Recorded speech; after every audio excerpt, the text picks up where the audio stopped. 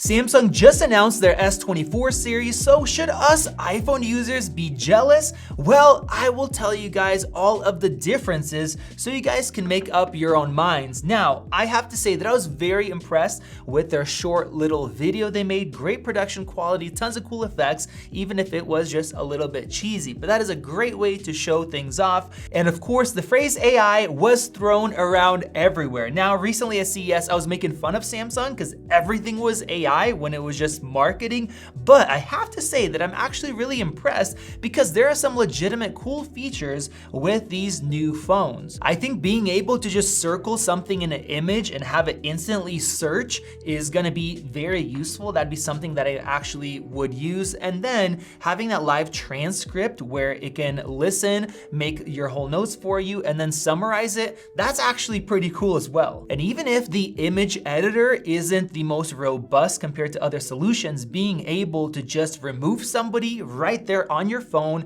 in seconds was also very useful. Honestly, I feel like Apple is kind of falling behind. Siri is still not great. They need a major overhaul, and we do have some basic features built in, but it's just so minimal and I wish we had more. Now, I will say that we did order the S24 Ultra and the regular one. We're gonna be doing some of those blind camera comparisons that are just so fun to watch. Of course, our ultimate hands-on real-world comparisons, and I'll be switching over and using the Ultra for at least a week and giving you guys my honest opinion, so make sure you guys are subscribed. Now, the S24 is a bit funny because it's basically an iPhone 15. Now we have the flat front, the flat sides that literally look like an iPhone. We have a slight curve on the back, just like the new iPhones, and that frosted back with some different colors. If the camera bumps were more similar, you probably couldn't even tell a difference. And because the Ultra now has a flat display as well, the bezels are nice and even, so that is a benefit. They made the camera cutout a little bit smaller, so that is great. But the crazy thing is how much stuff just seems to be copied from Apple. For example, this thing now also has titanium, which I think just doesn't make sense. I thought Apple should use aluminum instead because technically aluminum is lighter and it's better at dissipating heat. But they use titanium for marketing. Now Samsung has to copy them. And the interesting thing is that the iPhone 15 Pro Max got a lot lighter with titanium instead of stainless, but the Samsung is only 1 gram lighter, and I don't think they're using as much titanium as Apple is. For example, Apple, everything's made up of titanium, including the buttons, where with the Samsung, no, they are not. They are still aluminum. Now, when the new iPhones launched, we had issues with heat. A part of that is because of titanium, so I'm really curious about how the S24 Ultra is going to perform, and we will be talking about performance in just a little bit. Now, the S24 Ultra does look very similar compared to the previous few generations. We have a little bit less curve on the side, and now we have all frosted or matte sides as well because it's titanium. The bottom slightly switched over with a little regular cutout instead of the little grills for the speaker. The S Pen is more flat, so it's a little bit more of a flat design.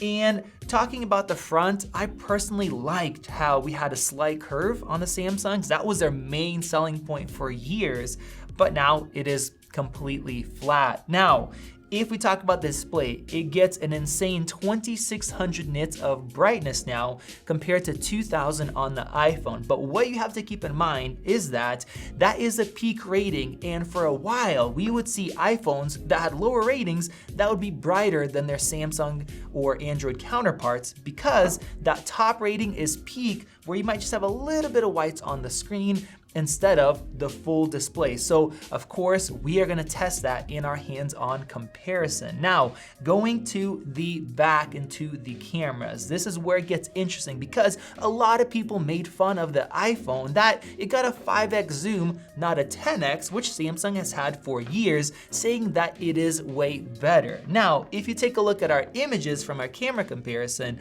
in the dark, the Samsung could be a lot worse than Apple's 5X, and the Samsung could not do 5X portraits either, or 10X portraits with that telephoto, and the iPhone could, making the portrait shots look so much better because it wasn't digitally cropped in.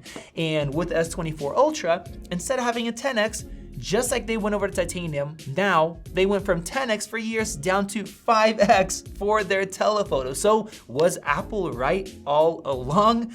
Now, the benefit is, instead of being a 10 megapixel camera, now it is a 50, so much higher resolution than Apple's 12 megapixel, and that also allows them to have a larger sensor, better stabilization, and it looks like we are gonna be getting 5X portraits from that lens. So that is gonna be awesome. I love the perspective that you get shooting portraits with a 5X lens. And with that, one thing that I am jealous of is the fact that it will be able to record 8K video from not only the main lens, but the telephoto lens as well. The iPhone, even though technically it could do it on the main lens, Apple has not enabled it. And when I was shooting video side by side, the 8K on the S23 Ultra actually looks great. I wish I could have that. And I know people say nobody really has 8K displays yet, but if you can shoot it ahead of time and it doesn't take up much more space with the compression, why not have better quality video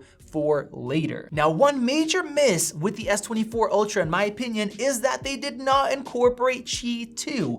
Apple gave the whole design with the magnets to the Qi standard so that they could use MagSafe on Android devices with 15-watt charging, but they didn't use it, and I think that sucks. Now, of course, you could still get a case with magnets built in, but why not put it into the phone?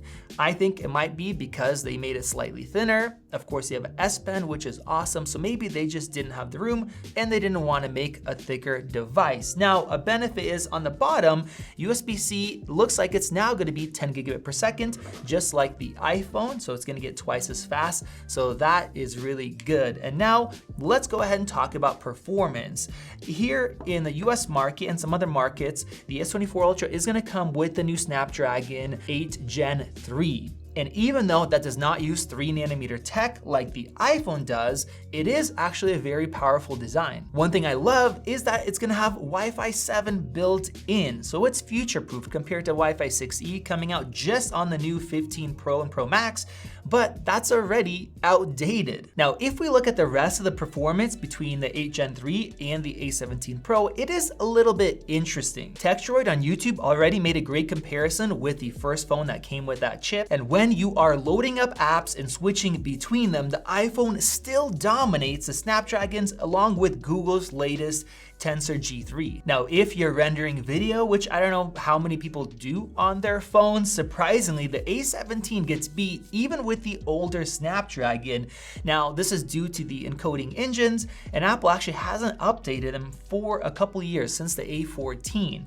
But if you're working with photos, dang, the iPhone's A17 Pro is fast. And if we compare Geekbench performance, my goodness, the single core of the iPhone just smokes the other chips. And the same thing goes with multi-core performance. The A17 Pro is killer, even though it only has 2 performance cores. Now, as far as gaming performance, the new 8 Gen 3 is incredible. If you look at Antutu's GPU score, it really has beaten out Apple's graphics performance in their phones. And with that, looks like the heat is quite hot on the new 8 Gen 3. It is sucking a lot of power. Now, thankfully, Samsung did make their vapor chamber cooling larger on this phone, so I think that when you're actually gonna make gaming for a long time, it will likely have no problems beating out the iPhone. That's probably another video that we are going to make. And of course, even though the battery life is much larger on the Samsung, in the real world, I'm confident that the iPhone is still gonna be better